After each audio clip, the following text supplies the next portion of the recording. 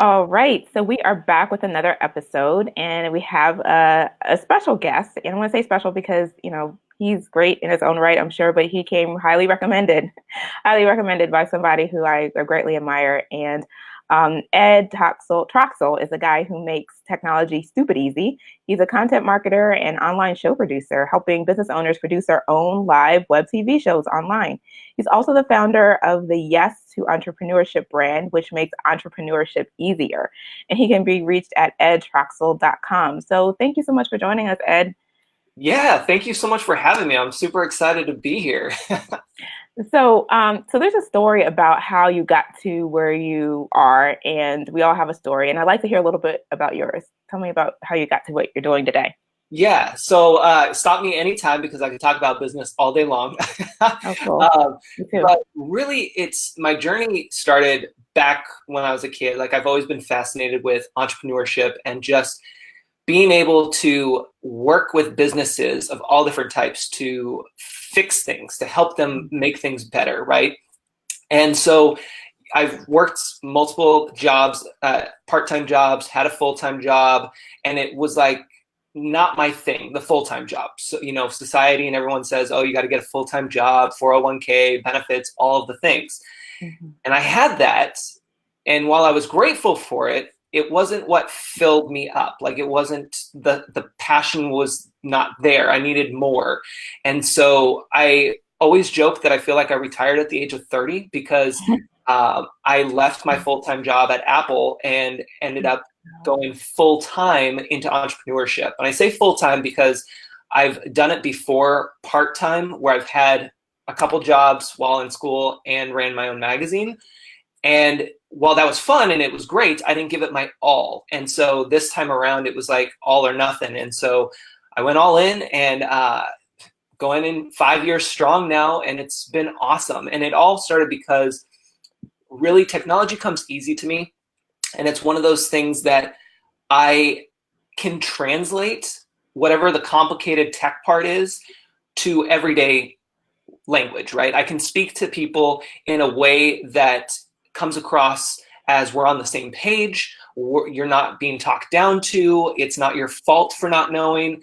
There are no dumb questions. Like literally, you can't keep up with technology. Nobody can, and especially if it's not your everyday part of your everyday routine. So it is mine, and that's why I'm here to help translate that for people and really make it stupid easy, so that way they can show up for their audience online, because we all have an audience here online and we all have people waiting to discover us.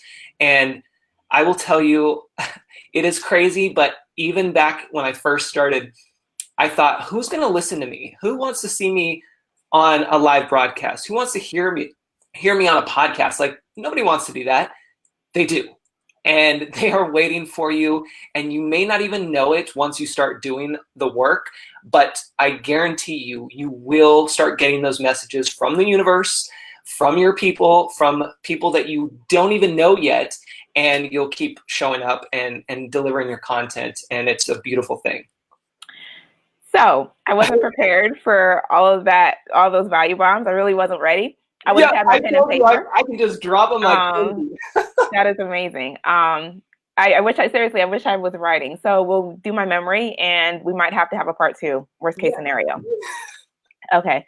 So a lot of the folks who are here, they are thinking about going into their next chapter. They're thinking about leaving a quote good job.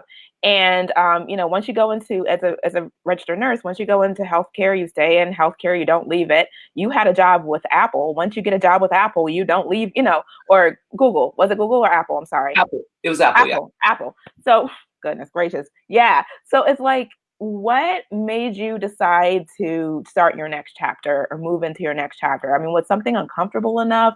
Or, if you feel comfortable with sharing, I mean, again, this is controversy-free job, platform, but if you can share. Yeah. Yeah. So really, I always knew that I was destined for more, to be honest. I always have had that drive, that motivation to help more people. And I couldn't technically do that while still being with Apple because most of the stuff that I do is tech support, and that's a conflict of interest. And so I really struggled with that, and really didn't feel like that I could stay that long with that hanging over my head, because there were business owners that were coming in that needed my help, that wanted my help. And it was like, oh, I can't. And for me, I am always solution based. And even if I can't help somebody, I'd like to at least provide them with a solution or a reference that can take them to the next step. Right. And so that weighed on me. And then, of course, for me, it was really that the universe kept knocking on my door saying, you got to go. And I'll tell you, it's hard because you don't want to listen the first few times, and things just keep coming and coming. And then all of a sudden it's like, Ed, you got to go now or never. And so I really had to trust the process. And I say this, for me, it was the time to go all in. But I want other people to know that entrepreneurship is not necessarily all or nothing. And I feel like that's always been, I don't know if stigma is the right word, but I feel like there's always this thing around entrepreneurship that it's like, if you want to be an entrepreneur, you have to quit your job, and you have to just struggle and hustle and burn yourself out in order to make it in entrepreneurship. And that's not how you have to do it. That's not how you should do it. Healthcare professionals, everyone knows self-care is huge, and we need to make sure that we take care of ourselves. And if you are thinking about entrepreneurship, venture out, put your toes in the water. Don't make it an all or nothing. Understand that you can work your full-time job and do a side job as long as it works with your schedule, and you can make it work with your schedule. Listen, my first business, as I mentioned, was a magazine. I literally was working 2 or 3 part-time jobs while finishing up college and running my magazine in my spare time. It was because I was driven. I was passionate about it. It encompassed everything that I love, from helping people to design to publishing to journalism. Like, everything was there. So I, of course, was ready to give whatever free time I had to it. If you're thinking about becoming a baker and you hate baking, chances are that's not going to be something that you're going to want to spend your spare minutes learning about. So you have to find what works for you and really go with that, and understand that it all comes back to mindset, and understanding that it's not all about hustling and burning yourself out, because let's face it, you're probably already doing that in your regular job. You don't need to do that in your side job. But it takes time. You got to understand that what we see online really makes us think that overnight success happens, and it doesn't. It's always at least 10 years in the making. And what you're seeing in the perfect Instagram post or the perfect, Facebook post, that's very, very small spectrum. And chances are what's on the other side is not perfect. And we just don't get to see that. So understand that there's always 2 sides to the story, and don't play the comparison game for too long. We're going to play it because we're human, but try not to play it for too long, and get back to work and actually working on something that you're passionate about and that you can test to see if there's a need for, right? Because it's obviously, if you're passionate, it's one thing, but there has to be a need for you to actually make money from it. So now I'm curious, how long have you been around the online business world? Because you're dropping so many gems, and so many things that it took me years to figure out. And, I get the hopes of the podcast and these interviews with people who I feel my audience should know about, is the goal of shortening the learning curve. So just curious, when did you first get introduced to the online e-commerce? I don't know if you started with the Etsy store or eBay selling. When did you first get introduced? So I've probably been online. I've been online since AOL days. Okay. Same. Remembering the whole boot up and everything. So I've been always, as soon as new tech comes out, like, I would be on it. Back when we had Nokia phones, I used to always upgrade every time the new Nokia phone came out, right? Because it was like, I want to have the latest and greatest, and I want to play. Mm-hmm. But when it comes to online, I remember even back in, I think it was 2006 is when I started my magazine. And that people were like, don't do print, because by the way, my magazine was print for the first 2 issues and all 4 are online. I was told don't do print because obviously print's dying, and this is back then. Print's dying and online's so much cheaper and easier. And I was like, listen, anybody can produce something online. No hard feelings, no judgment there. But for me at that time, I wanted the full experience. I wanted to have something that I can put in my hand, that I can put in people's hands, that they could flip through. Like, there's magic when it comes to books and magazines. And many of us know that because we still want to pick something up. So for me, producing something that was tangible was big. And so I had a really crappy website at the time and did a whole online thing where you could, find articles in the blog and all that stuff. So probably 2006 is when I first started, and Okay. I've continued to work on transitioning as I've grown. So again, what you see now isn't what I started with. And we all have to remember that, because it's so hard to stop and think that what we see perfect now started really crappy for most people. So I keep really emphasizing that we have to, keep that in the back of our minds there. Awesome.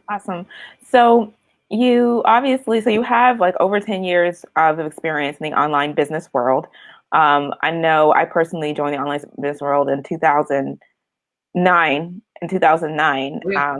I bought it's a long story, but a friend got her wedding dress online. I got one of my wedding dresses online, and then it opened my eyes to selling stuff.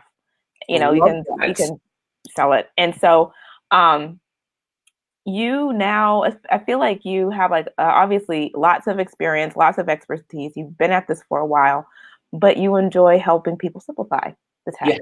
You're not trying to, so tell me about who do you work with? Like, what are your, ideal customers? What are their pain points?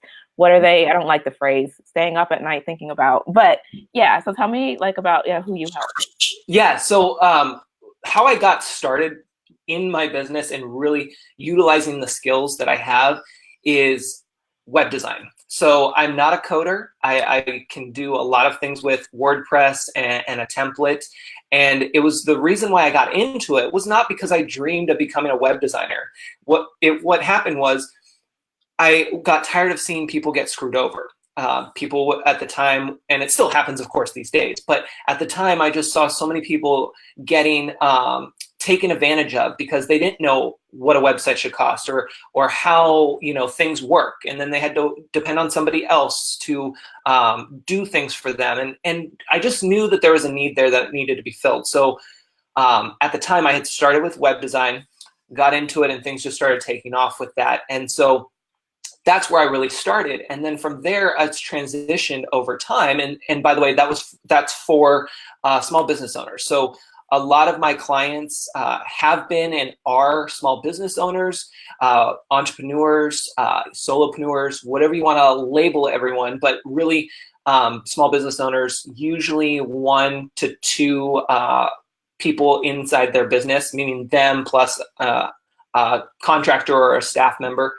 And then actually nonprofits. So I've worked with several nonprofits because, again, it comes back to being relatable, being able to work with anybody who needs help with their technology and being able to show them the way of being able to show up online with the easiest tools, the most affordable way, and really to empower them. So that's my whole thing, is that I want to be the guide, but I also want to empower my people, my audience, to be able to do what they want to do, because I know so many of us want to be able to build our own websites or be able to start our own podcast or have our own live show.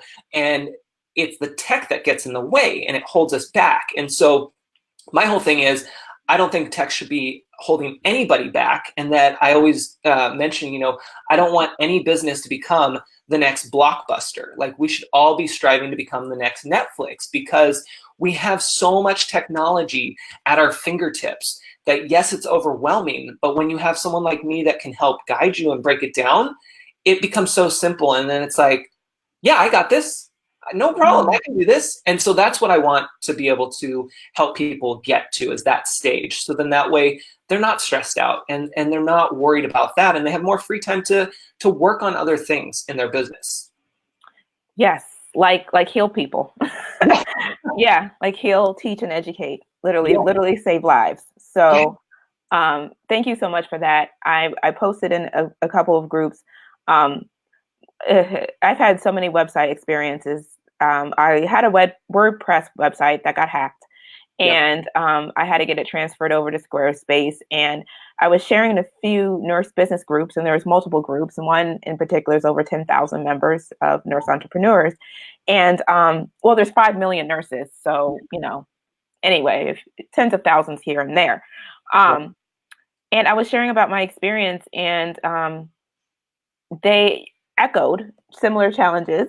And I shared, also about not necessarily having a great experience with a web designer, initially, because namely, when we were just starting out in business, especially those of us from healthcare backgrounds, we give a lot of credit to experts. Like in the healthcare field, if someone calls herself an expert, that means something. Sure. In the online world, when someone says that they're expert, and so, we will invest our money with somebody who calls himself an expert, who seems like they know more than us. We went to school for nursing.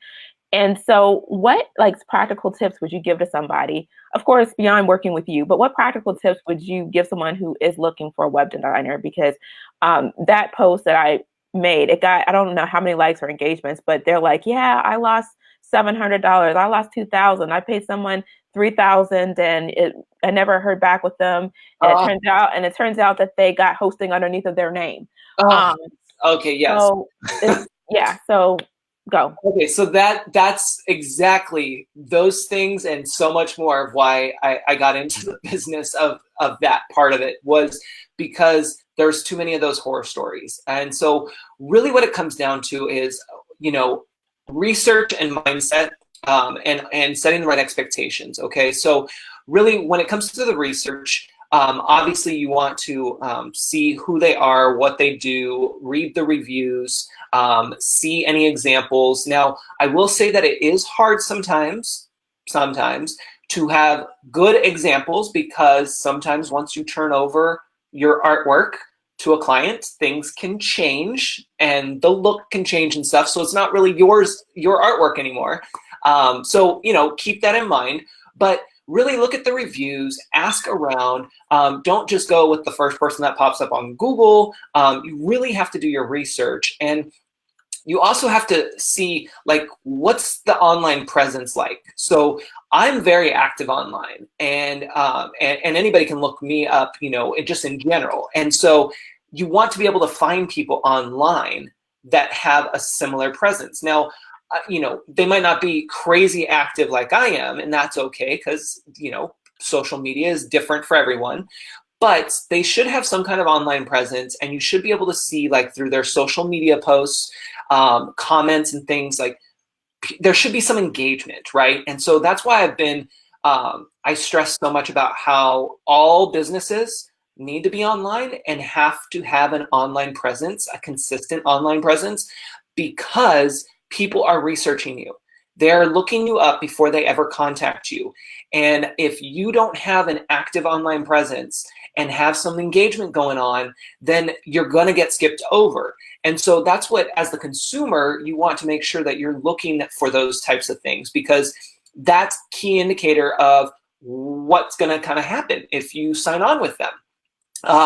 And as a business owner, you have to understand it. If you don't have that activity going on, that's a thing that's going to not sit well with your potential customers, and they're either going to pass you over or think twice before signing with you, which chances are, since our attention spans are so low, they're still going to pass over you. So keep that in mind. As you can tell, I like to help everyone, so I bounce around. But when it comes to the question at hand here, it's the research, also setting the right expectations. So as the consumer, you don't know what you don't know, and that's okay. But you want to ask questions. Don't just, say, okay, I need a website and expect to have, a mansion, if you will, of a website when we relate it to houses. I always relate websites to houses or apartments. Okay. So, when you say I want a website, that's a loaded question. So you have to really break down what kind of website do you want. So if you don't know, then here's one tip for all of you guys to start doing is start saving links. Put it in a document, put it on Pinterest, whatever works for you. But when you go to a website, because we go to so many websites every single day, bookmark a website that you like. Bookmark a website that you don't like. And then write notes about why. So that way, when you actually find someone to work with, then you can say, okay, here's what I'm looking for.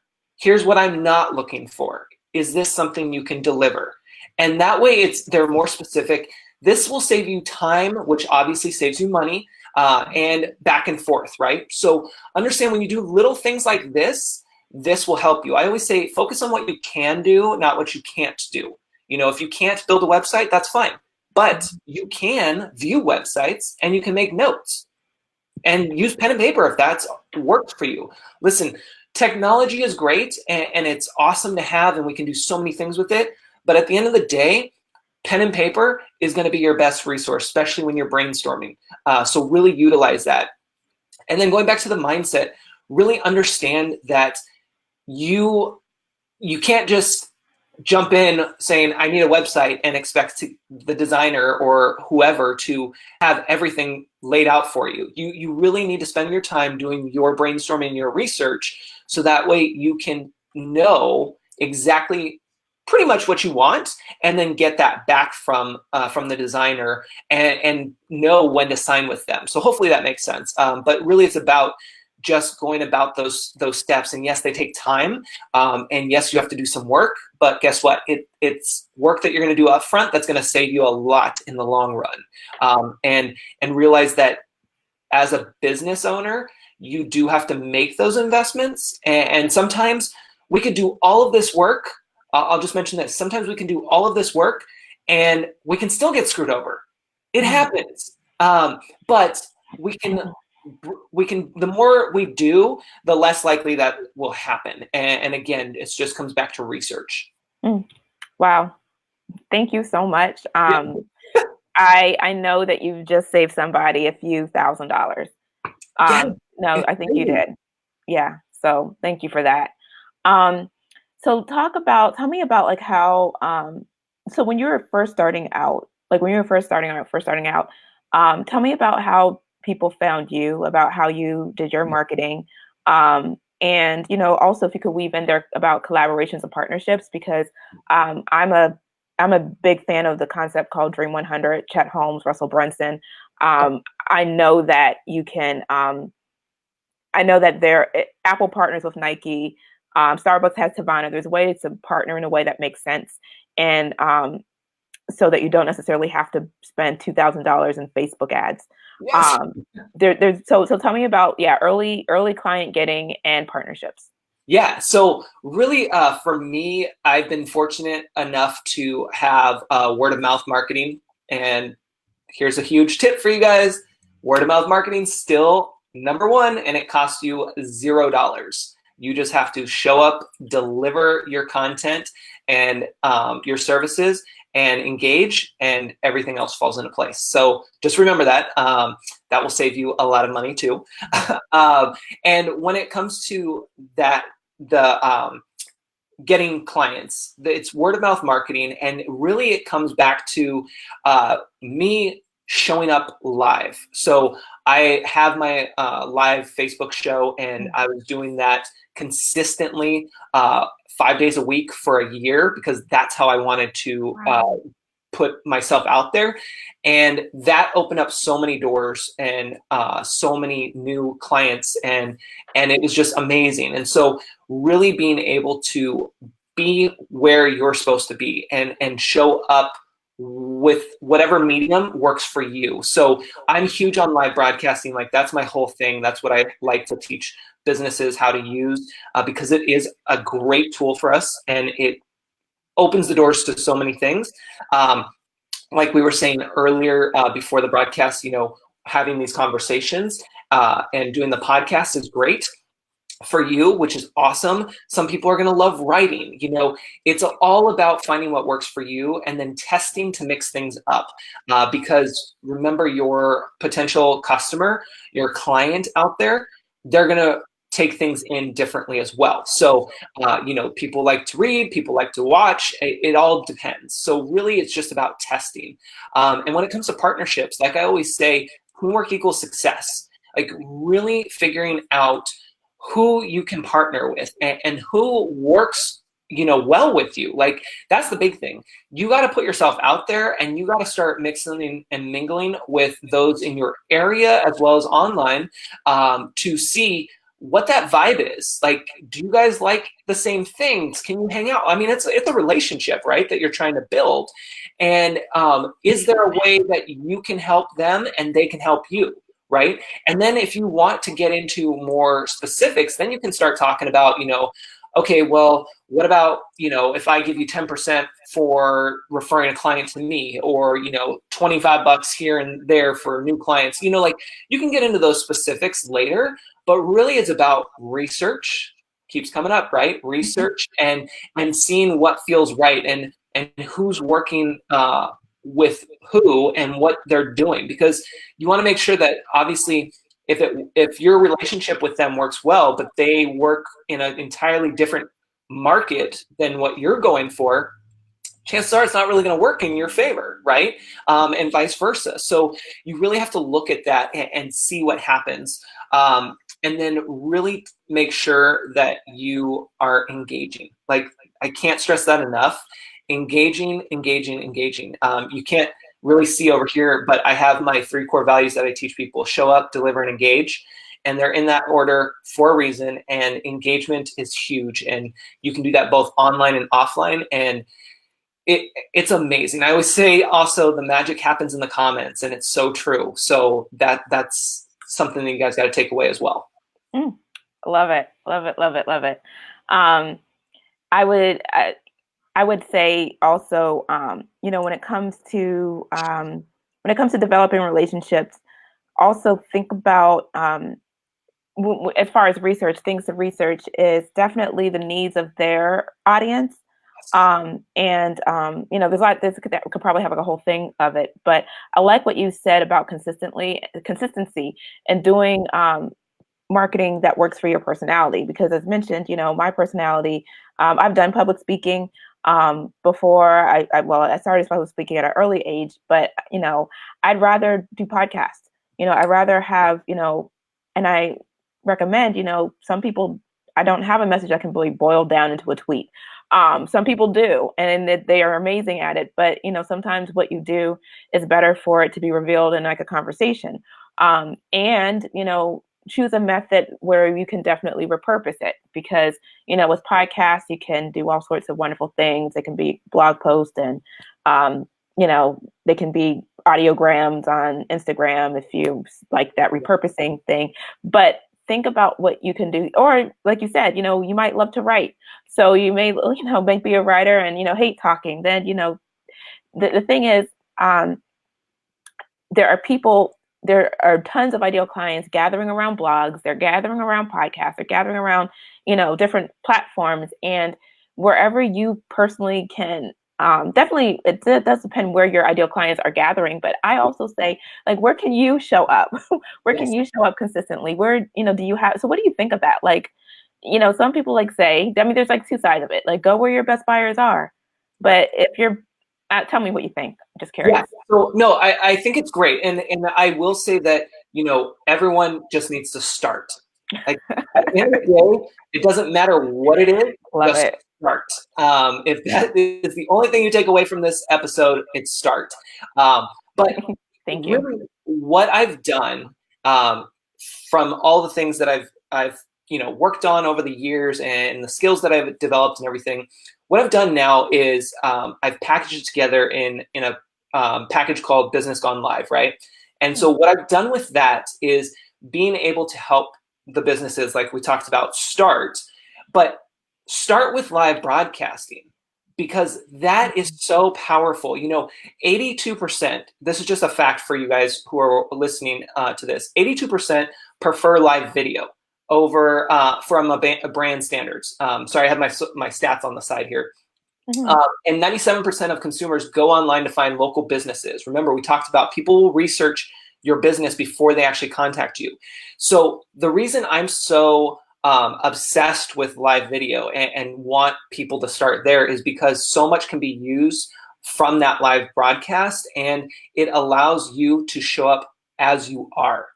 And it allows you, like all of you guys watching and listening, you don't just get to hear me, but if you're watching, you get to see me. You get to see how goofy I am and how excited I get about this stuff, and how, passionate I am about it. Like, you don't get to see that unless we were in person, right? So that's why live video is so amazing, because we're right here. We're hanging out right with you at your coffee shop and in your living room, at the bookstore, at school. Like, it's so cool to be able to do this. And so that's like where my passion is. So that's the thing, is that, again, it doesn't matter what medium you go on, just start. But I say start with live broadcasting because it leads to so many other things, and it really does build up your skills, your confidence, your public speaking. Like, there's so many benefits to it that it's crazy. And it's just awesome. I hope that answered the question. Yeah, no, I'm sold.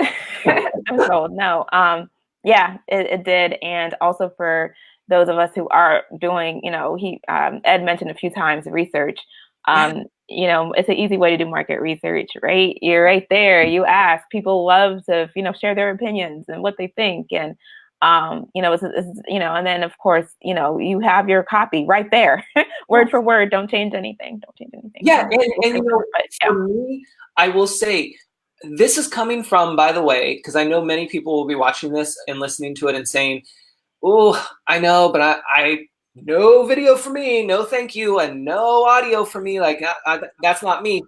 Listen, this is coming from the guy that is always shy. Like, if we met in person and I don't know you, I am an introvert. Like, that's just how I am.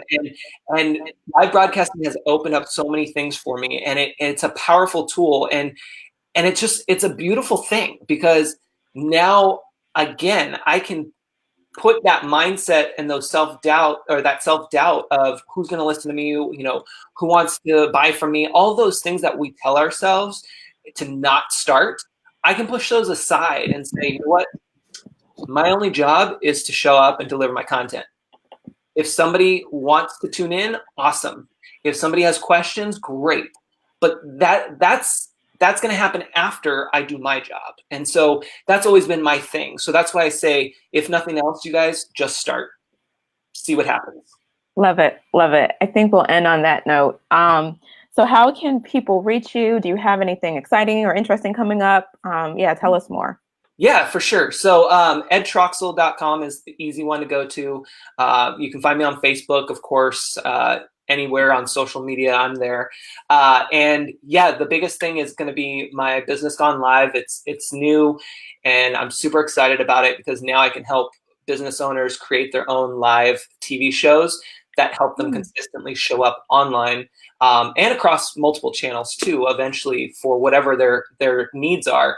But that's the exciting thing. So I'm really excited for 2020 and being able to help more businesses create their own shows and see them grow. Like, that's my exciting part, is being able to watch you guys grow and have those pivots. Because again, it's not about perfection. It's about starting, testing, and pivoting along the way. And it's exciting. So embrace that, and don't feel bad. Don't think that you're a failure. That's the life, and it's just an exciting thing. So yeah. Awesome. So listeners, if you want to simplify your marketing, Ed just talked about a way to super simplify it by just showing up. We actually, this is sort of meta. It wasn't planned. Was a live video. Literally, it was not planned. I was going to do it recorded, but wow. It was meant And to be. and so, if you're listening and you did not go to school for marketing, and maybe you even did go to school for marketing, we all know what that can be like sometimes. But if you did not go to school for marketing, I definitely encourage you to reach out to Ed. He will take care of you. He will simplify it. He'll make it. He's about taking the pain out. If you're just joining me, if you've had bad experiences with web designers, he even shares tips about, working with web designers if that's what you want to do. If you want to have more control over your platform, live video is a way to go. You can easily repurpose it on a very simple website that really just features your live video, and you can go from there and make it really easy. So, Ed, thank you so much. I look forward to staying in touch. Thank you. Yes, this was awesome.